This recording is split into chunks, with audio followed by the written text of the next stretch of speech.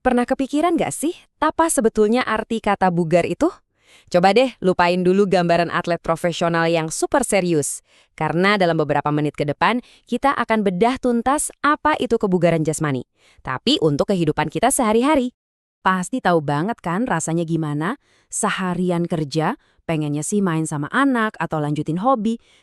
Tapi badan udah nggak bisa diajak kompromi. Rasanya semua energi udah habis. Nah, ternyata ini bukan sekedar capek biasa loh, dan ada solusinya. Nah, ini dia nih definisi intinya. Jadi, bugar itu bukan berarti harus bisa lari maraton ya, tapi lebih ke kita punya energi yang cukup buat menikmati hidup bahkan setelah semua kerjaan dan kewajiban kita selesai. Masih ada sisa tenaga buat happy-happy. Oke, terus solusinya apa dong? Jawabannya ya, kebugaran jasmani itu sendiri. Anggap aja ini kayak fondasi yang kita bangun supaya rasa lelah itu berubah jadi energi. Fondasi yang menopang semua aktivitas kita. Dan tujuannya itu praktis banget kok. Kita ngomongin soal kuat ngangkat galon air, naik tangga tanpa ngos-ngosan, atau punya semangat buat berkebun pas weekend. Nah, itulah kebugaran yang sebenarnya, yang relevan buat kita semua. Terus gimana cara bangunnya? Ternyata ada 10 fondasi utama yang jadi semacam cetak biru buat tubuh yang bugar. Biar gampang, kita bakal bagi jadi 3 kelompok utama.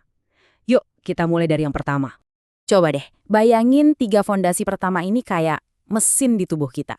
Inilah sumber tenaga utama yang bikin kita bisa terus bergerak dan beraktivitas sepanjang hari. Pertama, kekuatan. Ini yang bikin kita mampu melawan beban. Terus, daya tahan. Ini yang bikin kita bisa beraktivitas dalam waktu lama tanpa gampang capek. Dan kelenturan. Ini yang memastikan kita bisa bergerak dengan leluasa, bebas, dan nggak gampang cedera. 3 serangkaian ini penting banget. Sering bingung kan bedanya kekuatan sama daya tahan otot? Gampangnya gini deh, kekuatan itu pas kita butuh tenaga gede dalam sekejap. Contohnya pas ngangkat koper berat ke bagasi mobil. Nah, kalau daya tahan itu kemampuan otot buat kerja terus-menerus. Misalnya pas lagi gendong anak sambil jalan-jalan di mall. Dua-duanya sama pentingnya, cuma beda fungsinya aja. Oke, kalau tadi mesinnya udah siap, sekarang kita bahas sistem kendalinya. Ini tuh ibaratnya setir, rem, sama suspensi di tubuh kita. Fungsinya buat mastiin setiap gerakan kita itu pas, efisien, dan yang paling penting, aman. Ada kelincahan yang bantu kita ubah arah dengan cepat, kayak pas ngindarin genangan air. Terus keseimbangan yang bikin kita tetap tegak dan gak gampang jatuh. Koordinasi yang menyatukan banyak gerakan jadi satu aksi yang mulus. Dan terakhir, kecepatan reaksi. Seberapa cepat kita ngerespon sesuatu. Misalnya pas refleks nangkap gelas yang mau jatuh. Dan kelompok terakhir ini nih puncaknya, kemampuan-kemampuan khusus. Ini yang terjadi kalau semua fondasi yang tadi itu bekerja sama dengan baik dan akhirnya menghasilkan performa di level selanjutnya. Ada daya ledak, ini tuh gabungan dari kekuatan dan kecepatan. Bayangin pas kita melompat atau melempar bola sekuat tenaga.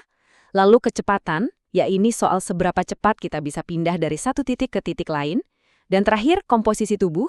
Ini adalah perbandingan antara massa lemak dan massa non-lemak di tubuh kita, yang ngaruh banget kesehatan secara keseluruhan.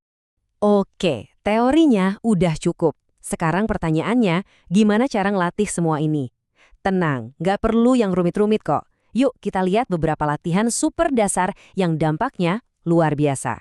Pertama, push up. Latihan klasik yang efektifnya bukan main. Ini ngebangun kekuatan tubuh bagian atas yang kita pakai tiap hari. Mulai dari dorong pintu yang berat sampai sekedar bangun dari lantai. Kuncinya cuma satu, usahakan badan tetap lurus dari kepala sampai kaki ya. Selanjutnya, leg squat. Ini gerakan yang fungsional banget. Setiap kali kita duduk dan berdiri dari kursi, itu sebenarnya kita lagi squat loh. Dengan melatih gerakan ini, kita membangun kekuatan kaki buat naik tangga, ngangkat barang dari bawah, dan pastinya jaga kesehatan lutut kita. Terus, apa sih hasil akhirnya dari semua ini? Percaya deh, hasilnya jauh lebih besar dari sekedar punya otot. Manfaatnya itu bakal nyebar ke setiap aspek kehidupan kita, kayak efek domino yang positif banget.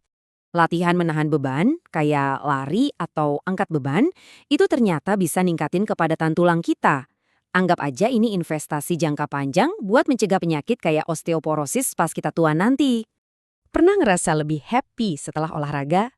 Nah, itu karena aktivitas fisik memicu hormon endorfin alias hormon bahagia alami dari tubuh kita.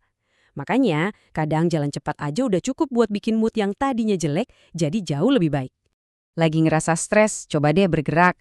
Olahraga itu secara alami bisa nurunin hormon stres, bikin pikiran lebih tenang, dan bikin tidur lebih nyenyak.